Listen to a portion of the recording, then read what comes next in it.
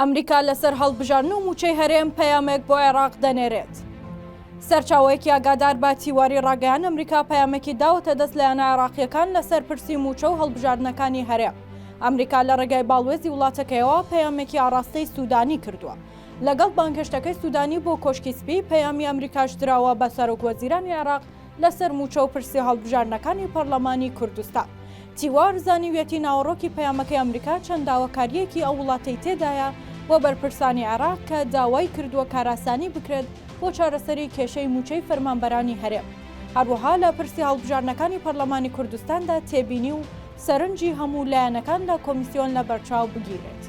ئەمریکا لە پەیامەکەیدا وتوێتی نایەنەوێت دۆخی سیاسی عێراق لەوە زیاتر ئاڵۆزتر ببێت.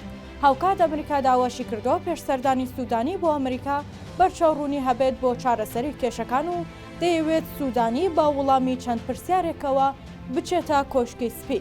بە تایبەت ئەو پرسانەی بۆ ئەمریکا استراتیژین و بۆیان گرنگە، بە تایبەتی کێشەکانی نێوان هەرێم و بەغدا. بڕیارە 15 مانگی داهاتوو سوودانی بچێتە کۆشکی سپی و لەگەڵ سەرۆکی ئەمریکا کۆ ببێتەوە. ئەمریکاش پێشوەختا پەیامی چارەسەری کێشەکانی هەرێم و بەغدا و بە تایبەت موچەی فەرمانبەرانی هەرێمی گەیاندۆتە بەرپرسانی عێراق.